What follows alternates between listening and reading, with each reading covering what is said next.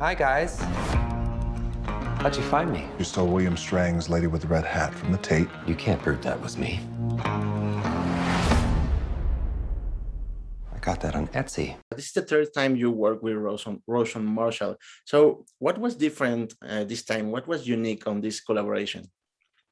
Well, I think what was unique about this collaboration is that there was a surprise. There was a surprise and a twist.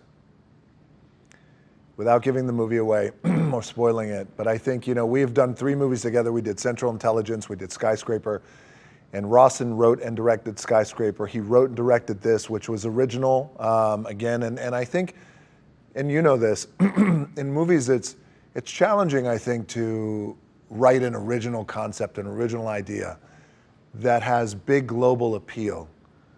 The smaller artistic movies, a little bit more easier, you have a little bit more latitude to write originality. But on this scale, like this global scale, I think to write something original and also to deliver a twist that audiences go, oh, what? And then they wind up loving is very cool, man. So I think that's what sets it apart. And by the way, that's what sets Red Notice apart, I think, from anything I've ever done. So when I heard the pitch, he pitched me, and the moment it got to the twist, then the movie ended a little while later. I took my hat, I stood up and I threw it across, we were having dinner. And I took it and I threw it across the room. What? Like what? I was like, you son of a bitch. I said, this was great. It was a great, great pitch. And I'm very happy that we delivered the movie that we set out to make.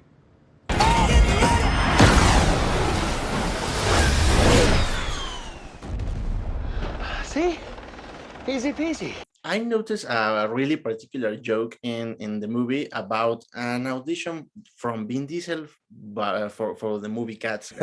So I want to know, first one, this is whose idea was of this joke? It was you, it was Ryan or something, and it is real. There's an audition of Vin Diesel from Cats? I don't know if there's an audition with Vin Diesel for Cats.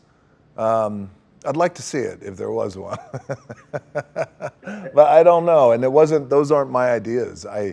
As much as everyone would like to think, oh, you're putting in these jokes about Vin, I honestly, they don't come from me. It happened too as well, I think, in Hobbs and Shaw. There was some other movies that, these Vin Diesel jokes find their way into our scripts.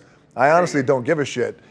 But when they do come my way, they're very funny. So, I always think, well, these are funny jokes. Let's give it a shot and see how the audience reacts. So then we test the movie, and then when that joke comes around, you see how the audience reacts, and then the audience goes wild, yeah. Oh, they go wild. So it's okay, leave it in.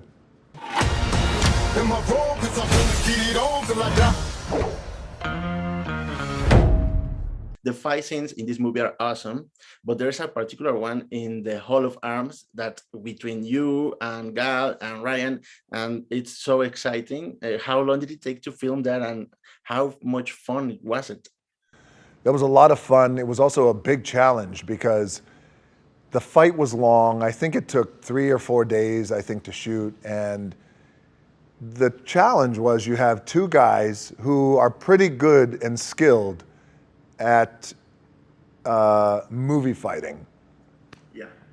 But then also you're fighting a woman who is a badass, who can hold her own and kick the shit out of us. But also the challenge was, and you'll appreciate this because you've seen the movie, it's only until you watch the movie again that you go, oh, I see what just happened there. Oh, I see how he's fighting her. It's a little different, you know what I mean? So I won't spoil it, but it was a challenge because we had to really be really nuanced in how I fought her, because when twists happen in the movie, when people go back and watch it, that fight then has to make sense.